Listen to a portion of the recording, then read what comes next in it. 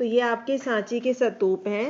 Sanchi stupa is situated in Madhya Pradesh, ये मध्य प्रदेश में स्थित है। The major attraction of the place are the Buddhist stupas, the monasteries,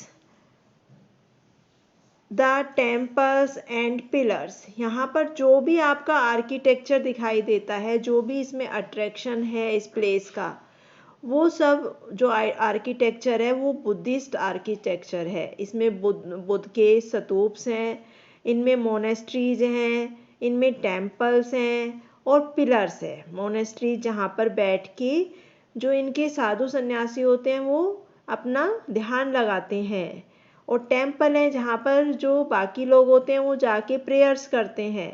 और बहुत अच्छे ऐसे आर्किटेक्चर वाले जिसमें बहुत अच्छी कलाकारियाँ बनी हुई हैं, इस तरह के इसमें पिलर्स होते हैं। देखिए कितने सुंदर पिलर्स बने हुए हैं।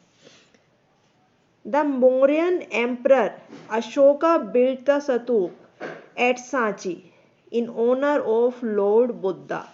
जो भगवान बुद्ध हैं उनके ऑनर में एम्परर अशोका ने ये स्तूप बनवाए थे। बहुत महान शासक हुए हैं, बहुत अच्छी अच्छी बिल्डिंग्स इनके समय में बनी हैं, और इन्होंने ये सांची के स्तूप मध्य प्रदेश में बनवाए थे। अब ये आपका है सन टेम्पल। सन टेम्पल है, बहुत सुंदर बना हुआ है। ये कहाँ पर है देखिए, the sun temple of Konark also known as the black pagoda was built in Puri Orissa in the 13th century. ये कोणार्क में है सन टेम्पल। ये बहुत मशहूर सन टेम्पल है जो कि 13th सेंचुरी में बना है, और इसके अंदर ब्लैक पकोड़ा है, यानी कि ब्लैक मार्बल इसमें यूज किया गया है, और इसको उड़ीसा पुरी में बनवाया गया है।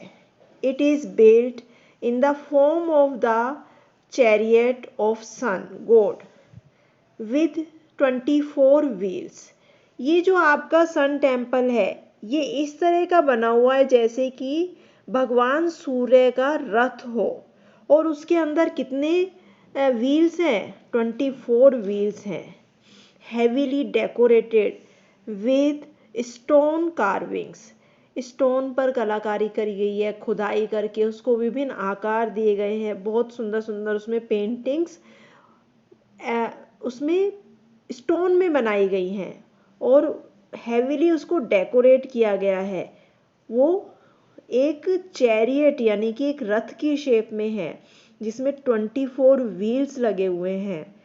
ये सन टेम्पल है, भगवान सूर्य भगवान की ऑनर में बनाया गया है। 13th सेंचुरी में बनाया गया है उड़ीसा पुरी के अंदर। The huge monolithic wheels represent time, unity, justice, completeness, perfection and movement. इसमें जो बड़े बड़े व्हील्स लगे हुए हैं ये किस चीज़ को रिप्रेजेंट करते हैं, ये टाइम को रिप्रेजेंट करते हैं, समय को, यूनिटी को, एकता को, जस्टिस न्याय को रिप्रेजेंट करते हैं, कंप्लीटनेस यानी कि पूर्णता को दिखाते हैं, परफेक्शन यानी कि बिल्कुल परफेक्ट जो चीज़ होती है एकदम जिसमें कोई कमी नहीं होती है उस चीज़ को दिखाते हैं, मूवमेंट गति को दिखाते हैं कि जो समय है, जो सब चीज़ें हैं वो गतिशील हैं, वो चलती रहती हैं। हर जो व्हील है उसकी अलग अलग एक पहचान है, वो किस चीज़ को रिप्रेजेंट कर रहा है। बहुत अच्छा टेम्पल है, और शायद इंडिया में एक ही ये फेमस सन टेम्पल है।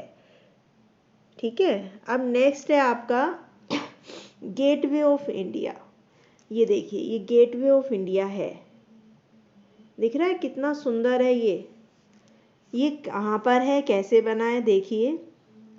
The majestic gateway of India is a glorious historical monument built during the British rule to commemorate the visit of King George fifth and queen Mary to Mumbai. ये मुंबई में बना हुआ है gateway of India. बहुत सुंदर बना हुआ है ये, और एकदम साफ सुथरा अभी भी दिखाई देता है। ये गेटवे ऑफ इंडिया जो है एक ग्लोरियस, एक भव्य हिस्टोरिकल मोनूमेंट है जो कि ब्रिटिश रूलर के दौरान बना था। ब्रिटिश रूल के दौरान, जब हमारे यहाँ पे अंग्रेजों का शासन था, ब्रिटिश का, उस समय में ये मोनूमेंट बनाया गया था। और किस लिए बनाया था? जब किंग जॉर्ज फिफ्थ जो थे और उनकी क्वीन मैरी, जब ये विजिट करने आए इंडिया घूमने आए, तो उनके स्वागत के लिए ये गेटवे ऑफ इंडिया बॉम्बे में बनाया गया था। It is one of the finest example of colonial architecture in India। ये बहुत अच्छा एग्जाम्पल है कॉलोनियल आर्किटेक्चर का इंडिया में। कॉलोनियल यानी कि ब्रिटिश आर्किटेक्चर का ये बहुत अच्छा एग्जाम्पल है। Gateway of India George fifth और उनकी क्वीन मैरी के स्वागत के लिए ब्रिटिश रूलर्स ने बनवाया था। अब ये देखिए, answer in one word. Which Mughal emperor built the Taj Mahal? Taj Mahal किसने बनाया था? ताजमहल बनवाया था शाहजहां ने अपनी बिलवर्ड क्वीन मुमताज महल की याद में। ठीक है। Where is Sanchi stupa located? Sanchi के स्तूप कहाँ है? मध्य प्रदेश में। मध्य प्रदेश में, राइट। What are झरोकाज? झरोका क्या है? Jharokhas are small windows. Small window हैं, और ये किसमें है? हवा महल में है। Name a monument built during the British rule? British rule के दौरान कौन सा मॉन्यूमेंट बना था? Gateway of India. Very very, Gateway of India. Now Qutub Minar. Qutub Minar भी बहुत अच्छी जगह है, दिल्ली में है। देखिए ये कुतुब मीनार है, पूरी लंबी मीनार बनी हुई है। देखिए कुतुब मीनार वाज कंस्ट्रक्टेड। बंद कीजिए आवाज, दिवांशी म्यूट करो। Qutub Minar was constructed in 1192 CE by Qutub ud din Aibak. ये एक ही राजा का नाम है, कुतुब उद दीन ऐबक। ठीक है। इन्होंने 1192 सन में ये कुतुब मीनार बनवाई थी, and was later completed by his successor Iltutmish, measuring 72.5 meters. It is the highest stone tower in India। Qutub Minar जो है वो 1192 CE में यानी कि सन में बना था। कुतुबदीन ऐबक ने इसको शुरू करवाया था, लेकिन वो उसको कंप्लीट नहीं करवा सका था। उनकी डेथ हो गई थी, तो उनके सक्सेसर यानी कि उनके जो उत्तराधिकारी थे, उनके बाद जो सिंहासन पे बैठे इल्तुशमिश, उन्होंने इसको कंप्लीट करवाया था। इसका अगर मेज़र किया जाए तो ये 72.5 मीटर हाइट की है। ये सबसे हाईएस्ट स्टोन टावर है इंडिया में। स्टोन से बना हुआ इतना लंबा टावर और कोई भी नहीं है। एक टावर की शेप है, नीचे से तो चौड़ा होता है और ऊपर जाते जाते ये संकरा नैरो होता जाता है। नीचे से देखो कितनी इसकी विड्थ है, और यहाँ जाके इसका डायमीटर यहाँ कितना ज़्यादा है, यहाँ जाके इसका डायमीटर कितना कम हो गया है। तो ये इस तरह का बना हुआ स्टोन से जो टावर है, इतना लंबा टावर इंडिया में और कोई नहीं है। ये 72.5 मीटर्स लॉन्ग है। Qutub Minar is made of red sandstone and its wall is covered with verses from the Holy Quran। तो इसकी जो मीनार है कुतुब मीनार, वो रेड सैंडस्टोन की बनी हुई है, रेड कलर के पत्थर की बनी हुई है, और सारी जो इसकी वॉल्स हैं उनके ऊपर जो मुस्लिम्स की होली बुक होती है, मुस्लिम्स की जो धार्मिक पुस्तक होती है कुरान, उसके श्लोक लिखे हुए हैं। जैसे हमारे रामायण के श्लोक होते हैं ना, वैसे कुरान में भी कुछ वर्स या श्लोक होते हैं, वो इस पूरी कुतुब मीनार की वॉल्स पे लिखे हुए हैं। The Qutub complex houses an iron pillar was which is made of 98% wrought iron। इस जो आयरन, ये कुतुब मीनार का जो कॉम्प्लेक्स है उसके अंदर एक आयरन पिलर है। वो आयरन पिलर जो है उसमें 98% रोट आयरन है। रोट आयरन मतलब बिल्कुल शुद्ध आयरन, इसमें कोई मिलावट नहीं है, 98% शुद्ध आयरन है। और ये आयरन का जो पिलर है ना, वो बहुत शाइन करता है। कभी मुझे मिला ना तो मैं आपको अपनी फ़ोटोग्राफ्स दिखाऊंगी। यहाँ आयरन पिलर के साथ हमने फ़ोटो भी ली हुई हैं, वो आपको दिखाएंगे। वो 98% एकदम प्योर आयरन है, इसलिए वो बहुत शाइन करता है। हमारे जो गेट वगैरह होते हैं आयरन के बने हुए, वो रस्ट से ख़राब हो जाते हैं, ये बिल्कुल शाइन करता हुआ पिलर है इसके अंदर। अब देखिए गोलकोंडा फोर्ट। गोलकोंडा जो फोर्ट है, ये देखिए गोलकोंडा का फोर्ट है। फोर्ट मतलब किला, जहाँ से राजा युद्ध किया करते थे या युद्ध के समय अपनी फैमिली को इसके अंदर सुरक्षित रखा करते थे, ये फोर्ट होता है। और प्लेस जहाँ पर आम दिनों में राजा अपना रहते हैं। फोर्ट युद्ध के दिनों में काम आता है, जब वॉर्स होती हैं, ठीक है। तो गोलकोंडा फोर्ट जो है वो हैदराबाद में है। Is a majestic piece of military architecture. ये बहुत सुंदर एक मोनूमेंट है जो कि मिलिट्री आर्किटेक्चर को दिखाता है कि मिलिट्री किस तरह से अपने फोर्ट वगैरह बनाती है, किस तरह से वो अपने राइवल्स को हराने के लिए किस तरह से उनसे छुपकर उन पर वार करने के लिए सब कुछ तैयारी करती है। ये इस चीज़ को दिखाता है गोलकोंडा का fort. It was built by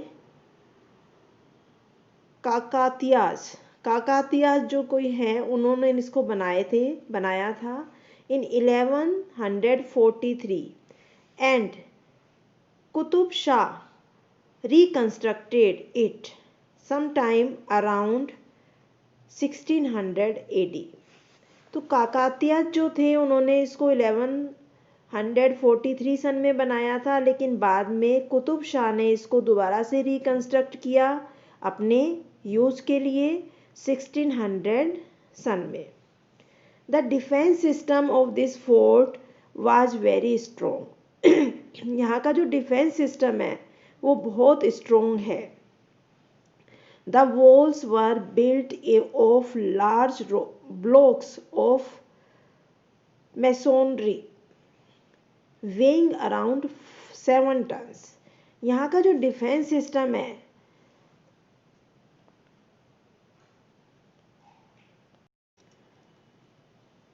the defence system of this fort was very strong. यहाँ का डिफेंस सिस्टम बहुत स्ट्रोंग है। जो वॉल्स हैं ये बड़े बड़े ब्लॉक्स की बनी हुई हैं और वो जो ब्लॉक हैं वो बहुत ज़्यादा मजबूत हैं।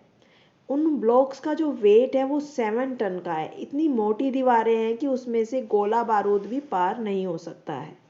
The most significant feature of the fort is it's water works, the royal bath and the residential and administrative buildings. और इस फोर्ट की जो सबसे ज़्यादा स्पेशल चीज़ है वो क्या है कि इसमें जो वाटर वर्क्स हो रहा है, जो इसके पूल्स वगैरह हैं, जो कि रॉयल बाथ के यानी कि जो वहाँ पर राजा रानी वगैरह रहते थे उनके नहाने के काम आते थे जो पूल्स, वो उसकी स्पेशलिटी है। और यहाँ पर जो रेजिडेंशियल और एडमिनिस्ट्रेटिव बिल्डिंग्स हैं वो भी बहुत अच्छी बनी हुई हैं। ये बहुत अच्छा फोर्ट है। और कहाँ पर है ये? हैदराबाद में। इसके बाद आता है आपका गोल्डन टेम्पल। ये गोल्डन टेम्पल है आपका। इसके ऊपर ये देखिए, ये जो गोल्डन कलर दिख रहा है ना, इसके अंदर सोने की, हमारा जो सोना होता है, गोल्ड होता है, उस गोल्ड की लेयर या एक परत चढ़ी हुई है पूरे मंदिर के ऊपर, पूरे गुरुद्वारे के ऊपर। यहाँ जो इसके गुम्मद दिख रहे हैं, इन सारी जगह पर ये गोल्ड की प्लेटिंग हुई है और अभी भी इसमें गोल्ड प्लेटिंग का काम चलता रहता है। जो हिस्सा नया बनता है उसके लिए गोल्ड की प्लेटें तैयार होती रहती हैं और वो इनके ऊपर वो पतरा सा चढ़ाते रहते हैं। ये देखिए, golden temple also known as Darbar Sahib और Harmandir Sahib is the holiest Sikh gurdwara. ये जो आपका गोल्डन टेम्पल है, ये अमृतसर पंजाब में है और ये दरबार साहिब या हरमिंदर साहिब के नाम से भी जाना जाता है। ये कहाँ पर है? Gurdwara located in the city of Amritsar, ये अमृतसर सिटी में है। This temple was designed by 5th Guru Arjan Dev ji. जो सिख लोगों के गुरु हैं 5th गुरु अर्जन देव जी, उन्होंने ये टेम्पल डिजाइन किया था। The cornerstone of the temple was laid by the Muslim Sufi saint Sai Hazrat main Mir. जो इन्होंने कंस्ट्रक्शन शुरू किया था वो मुस्लिम सूफी सेंट थे, सूफी संत थे हजरत मेन मीर, उन्होंने इसको शुरू किया था। This temple is beautifully adorned with marble sculpture and golden carvings। ये जो टेम्पल है ये बहुत अच्छा बना हुआ है, मार्बल से, वाइट मार्बल से बना हुआ है और इसके ऊपर गोल्ड की प्लेटिंग की गई है। The 4 entrance of this Holi shrine from all 4 directions signify that people belonging to every walk of life are equally welcome। इसके 4 एंट्रेंस है। ये जो हमारा गोल्डन टेम्पल या हरमिंदर साहिब जो है उसकी 4 एंट्रेंस है, चारों दिशाओं से, ईस्ट वेस्ट और नॉर्थ साउथ, चारों दिशाओं से इसमें गेट बने हुए हैं। और उन गेट का क्या मतलब है? उन गेट का ये मतलब है कि people belonging to every walk, कि पीपल किसी भी वॉक से आए, किसी भी तरफ से आए, उनके लिए लाइफ या गॉड इक्वली वेलकम कर रहे हैं। जो भगवान उसके अंदर बैठे हैं, जो लाइफ है चारों तरफ, वो इक्वली उन लोगों को वेलकम कर रही है, चाहे वो किसी भी रिलीजन के हैं और चाहे वो रिच हैं चाहे पुअर हैं, सबके लिए वहाँ पर सबका समान रूप से वेलकम होता है। India's national capital city of Delhi hold the pride of being nominated for the title of the World Heritage City in 2012। जो हमारी नेशनल कैपिटल है, हमारी देश की जो राजधानी है दिल्ली, उसको नॉमिनेट किया गया था, दिल्ली को 2012 में। किससे नॉमिनेट किया था? वर्ल्ड हेरिटेज सिटी के नाम से। It has many world heritage cities and more than 1000 monuments. It has many world heritage cities and more than 1000 monuments. यहाँ पर बहुत सारे मोनूमेंट्स हैं, 1000 से भी ज़्यादा मोनूमेंट्स हैं। In old Delhi there are many mosques. Old Delhi जो है, पुरानी दिल्ली, उसमें बहुत सारी मॉस्क्यूज हैं। And other monuments that represent India's history, जो कि इंडिया की हिस्ट्री को रिप्रेजेंट करती हैं। इंडिया की हिस्ट्री को रिप्रेजेंट करने के लिए यहाँ पे 1000 से भी ज़्यादा मोनूमेंट है। कहाँ पर? दिल्ली में और ओल्ड दिल्ली में। On the other hand is a modern city designed by Edwin Luther and Herbert Bacon. ये जो हमारी सिटी है, कैपिटल सिटी दिल्ली, इसको डिज़ाइन किया था एडविन लूथर और हर्बर्ट बेकन ने।